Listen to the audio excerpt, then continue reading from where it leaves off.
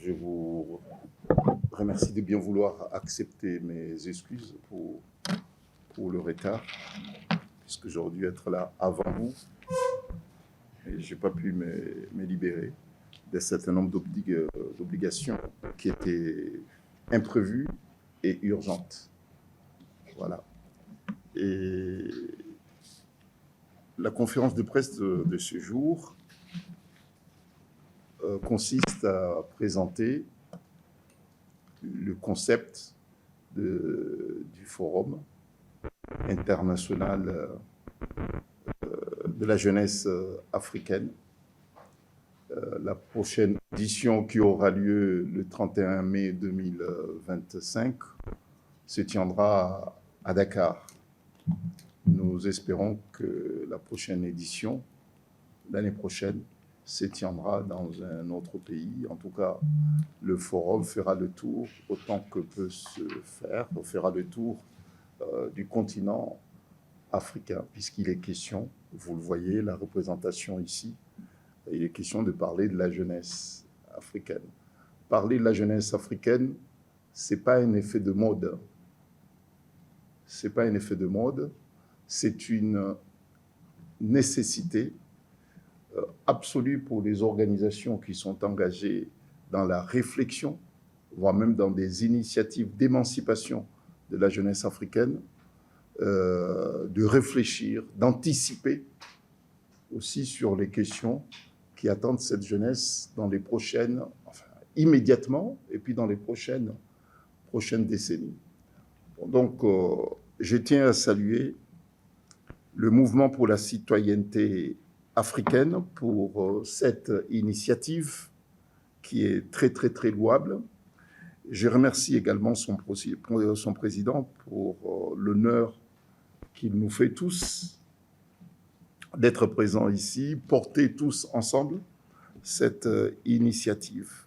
Nous tenons également à remercier les dirigeants, l'État du Sénégal, qui est représenté par son Excellence, Monsieur le Président Diomaye Faye, et puis son Premier ministre, Ousmane Sonko, pour avoir d'abord compris, adhéré et soutenu cette initiative, comme je le disais tout à l'heure, qui est une initiative louable. Je tiens aussi à remercier toutes les organisations des jeunes africains de tous les pays qui sont ici au Sénégal pour avoir, elles aussi, ces organisations compris et adhéré, porté leur soutien, voire même adhéré et puis accompagner cette initiative qui est la leur également.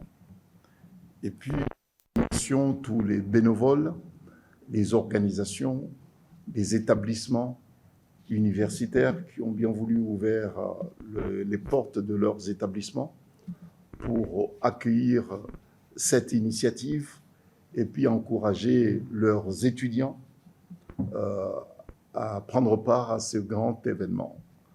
Les remerciements également à tous les sponsors qui se sont déjà manifestés pour soutenir cette initiative. Nos remerciements également aux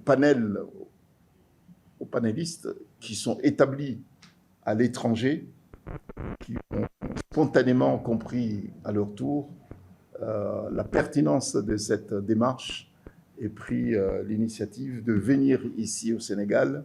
Il y a certains qui sont déjà sur place, venir ici au Sénégal pour intervenir et puis donner à cet événement le relief qui s'impose. Bon, voilà. Bon, donc, ce rassemblement va parler de la jeunesse africaine. Il y a différents sujets principaux sujets qui seront thèmes qui seront abordés. Il y a le thème enjeux et les perspectives de la recherche scientifique en effet un thème extrêmement important puisque là il sera question de faire intervenir des experts qui viendront dire quelle est la place des recherches scientifiques quels sont les enjeux des recherches scientifiques dans un continent qui est jeunesse en nombre enviable. Voilà. Et ces recherches scientifiques auront pour vocation de parler de l'Afrique aujourd'hui et de parler des perspectives d'avenir pour notre continent. Donc l'intervention des panélistes est tout à fait importante. Et puis lorsqu'on parle de la démocratie, il faut que la démocratie soit vue aussi sur l'angle du panafricanisme. Quelle est la place de la démocratie dans le concept du panafricanisme? Ce thème sera également abordé lors de notre forum. Et puis, il y a aussi un défi qui est un défi planétaire. C'est le défi de la souveraineté alimentaire. C'est un défi que les gens ont tendance à banaliser, voire même à sous-estimer. Mais je pense que s'il y a un défi qui mérite une grande réflexion, un engagement de tous les dirigeants africains et des ONG, c'est le défi de la souveraineté alimentaire. Pourquoi? Parce que nous serons majoritaires dans moins de 25 ans. L'Afrique sera majoritaire et la question qui va se poser, c'est de savoir comment nourrir des milliards d'habitants. Comment les nourrir? Disposons-nous suffisamment des structures et des moyens, des ressources humaines qui sont affectées à ce défi de la souveraineté alimentaire? Est-ce que nous disposons suffisamment des politiques publiques pour répondre à ce défi de la souveraineté alimentaire? C'est un défi immédiat qui ne demande même pas d'être repoussé dans une prochaine décennie, puisque la question se pose déjà et les problématiques sont là, nous le vivons en permanence. Le défi de la souveraineté alimentaire. Lorsqu'on parle de souveraineté alimentaire, c'est d'abord de quoi il s'agit.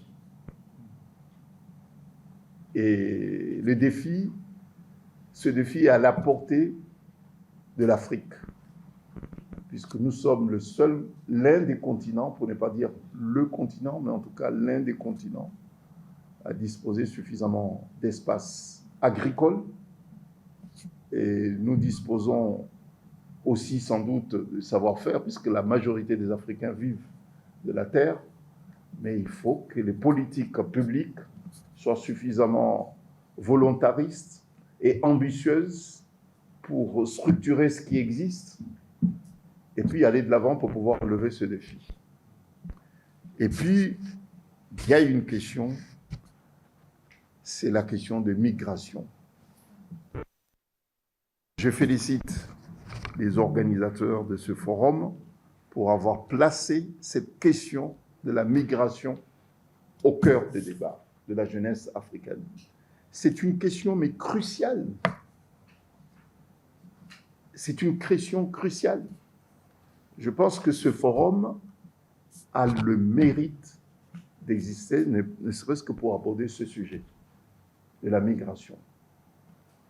Puisqu'au moment où nous parlons de la migration de la jeunesse africaine, à l'instant où nous sommes là en face de vous, vous les journalistes, il y a des milliers de jeunes Africains qui sont traités comme des animaux.